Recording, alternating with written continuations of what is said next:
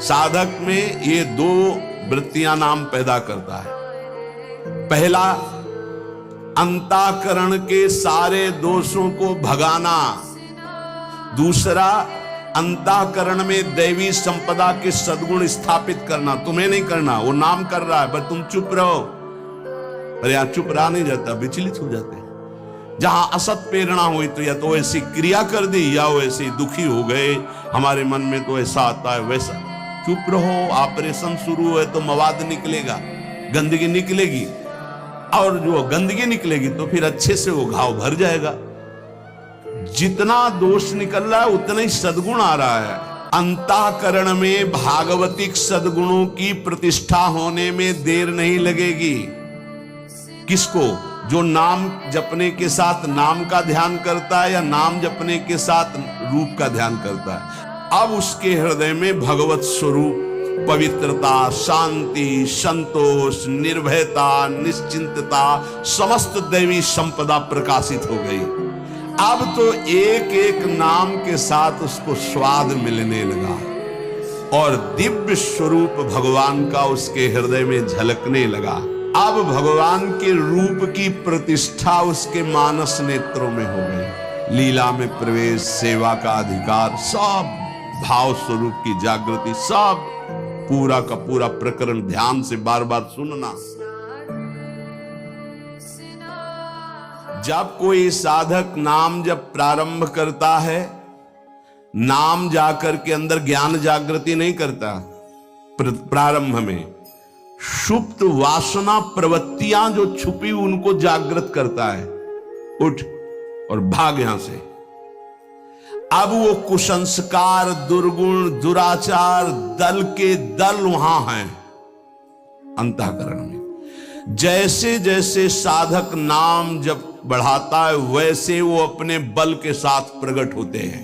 परमार्थ का साधक यदि सत्संगी नहीं हुआ तो वो समझता है कि ये तो बहुत बड़ा विघ्न सामने उपस्थित हो गया, हृदय जल रहा है और पाप वासनाएं इतनी बढ़ती जा रही। साधक में प्रारंभ में इनका परिचय ना होने के कारण वो पराजित होने लगता है कि अब तो बहुत गंदी बातें आ रही हैं, भजन रोक दो। अतएव साधक घबराए नहीं, इन विकारों के अधीन न हो, नाम जप रूपी परम साधन छोड़े नहीं। बिल्कुल मंगलमयी बात समझ लो, ये बात कई बार हो चुकी है, पर जो लिखा हुआ है उसे सुनोगे तो ज्यादा विश्वास हो सकता है। वैसे लगेगा ये अपने मन से कहते हैं। साधक प्रारंभ में पराजित करने की सामर्थ्य नहीं रखता, अतएव घबरा करके इनका परिचय ना जानने के कारण वो या तो इनके अधीन होकर फिर गलत कार्य करने लगता है या भयभीत होकर साधन नाम जप करना छोड़ देता है। किंतु यदि गुरु कृपा पात्र साधक प्रभु के नाम की वास्तविक महिमा जो सुन चुका है, ऐसा अवसर जब आता है कि हृदय में बड़ी गंदी बातें, बड़ा प्रपंच उदय हो रहा है, तो वो समझने लगता है नाम काम कर रहा है, नाम काम कर रहा है। अब हमारा हृदय खाली हो रहा है, ये वासनाएं निकल रही हैं, समस्त हे गुण, दुर्गुण, दुराचार प्रवृत्तियां नष्ट हो रही हैं। बार बार वही हमने अनंत जन्मों में किया, इसलिए बार बार वही आ रहा है, आ नहीं रहा, वो जा रहा है, हर वृत्ति जा रही है। अतएव और नाम उच्चारण बढ़ाए और सत्संग सुने, जिससे हिम्मत बनती जाएगी, घबराओगे नहीं। बड़ा भारी युद्ध है, एक दिन में सब डिलीट नहीं हो जाएंगे, धीरे धीरे। जिन गुणों से भगवान रीझते हैं, ध्यान देना, एक विकार गया, एक गुण आ गया, वो विकार की वृत्ति गई, दूसरा गुण आ गया, खाली नहीं रखता। ये बड़े काम की बात है। जैसे जैसे नाम जब चलेगा, दुर्गुण, दुराचार, दुर्विचार, पाप प्रवृत्ति खाली हुई, उतने में सद्गुण सदाचार आके बैठ गया कि अब दोबारा उसको जगह नहीं मिलेगी। और धीरे धीरे वो पूरे के पूरे दुर्गुण, दुराचारों को हटा करके साधक में सद्गुण, सदाचार स्थापित कर देता है। नाम, पहला प्रभाव नाम का। साधक को ये बात ध्यान रखनी है कि ये दो वृत्तियां आपके अंदर प्रारंभ में होंगी, दोषापनयन और गुणाधान। दोषापनयन, जो दोष वृत्तियां हैं उनको निकलना और उनकी जगह में सद्गुण सदाचार स्थापित करना। ये नाम करेगा, तुम्हें चुप रहना है, राधा राधा राधा राधा राधा राधा।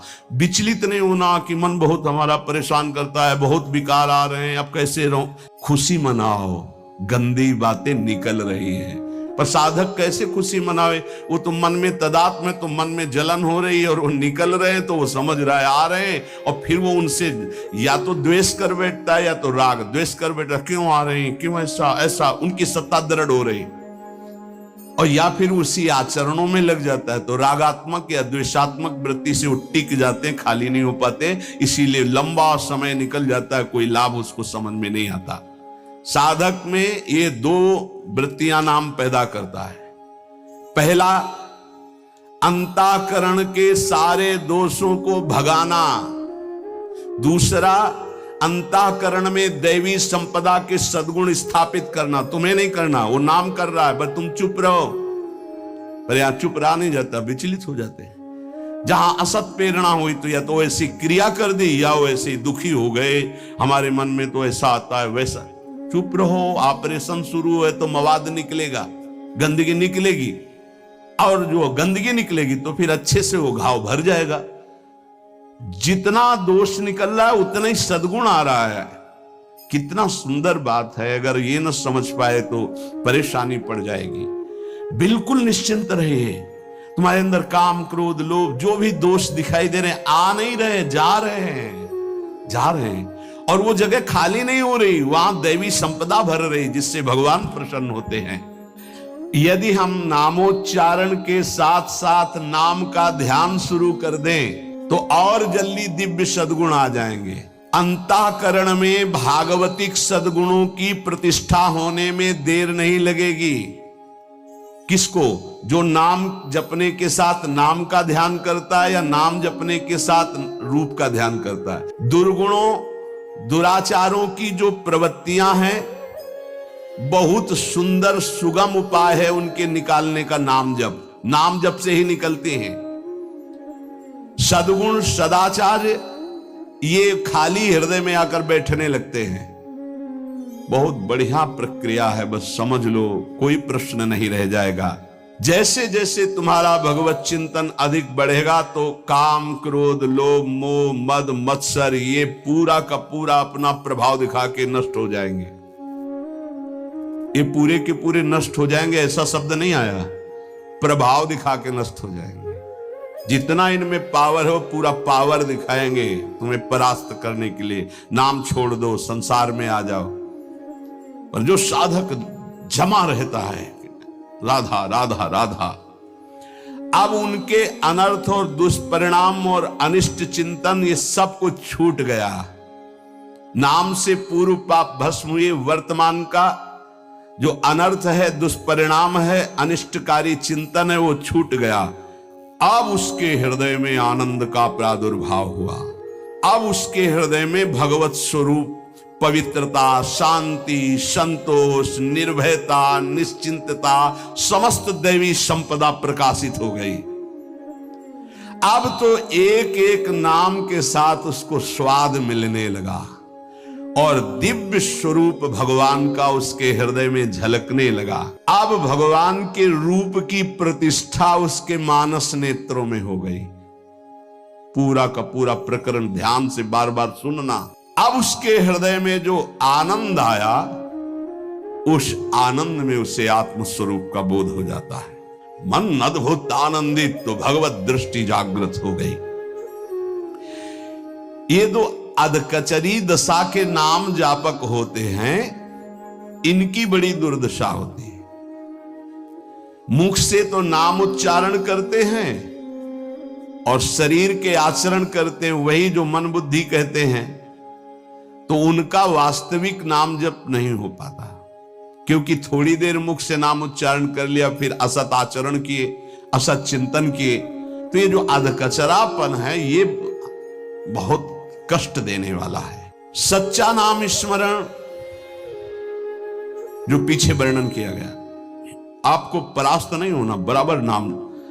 इसके साथ जब नाम का चिंतन, रूप का चिंतन, तब समझो कि आप अधकचरी अवस्था से बाहर आ गए।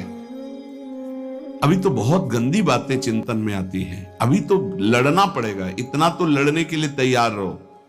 अगर ये कह दो ये सब हमसे नहीं होगा, तो एक उपाय है, किसी महाभागवत को पूरा जीवन समर्पित कर दीजिए, खत्म खेल आपका। ये भी देख लीजिए करके, पूरा जीवन अक्षरशः समर्पित। थोड़ी गुरुदेव की बात, थोड़ी मेरे मन की बात। ये अधकचरापन, भगवान ने नारद जी को कहा था, अधकचरे योगी का मेरा साक्षात्कार नहीं होता। थोड़ा गुरुदेव की बात माननी है, थोड़ी अपनी बात माननी है, अधकचरापन। पूरी बात गुरुदेव की माननी है, बस बढ़िया बात बन जाएगी। जब निकले वो मूड़े मुड़ा लिया है भगवत मार्ग में, फिर क्या, फिर अपने मन की बात क्या रह गई। नाम, नामी और नाम धारक तीनों एक हो जाते हैं। ध्यान दीजिए, अभेद हो गया। नाम, नामी और नाम धारक तीनों एक हो गए। नाम में, नामी में, नाम धारक भगवत स्वरूप, कोई अंतर नहीं रह गया नाम में, नामी में और नाम जापक में। ये परिपक्व अवस्था नाम की, जापक की हुई। नाम स्मरण की बात जिह्वा से नाम, कंठ से नाम और फिर हृदय से नाम प्रारंभ हो जाता है, अंतरात्मा से। अब जब हृदय से नाम चल रहा है तो प्रेम स्फुरित हुआ, बस सब सामर्थ्य जागृत हो गई। प्रेम जागृत होते ही सब सामर्थ्य जागृत हो गई। भगवत प्रेम हो गया तो शेष सब बातें लीला में प्रवेश,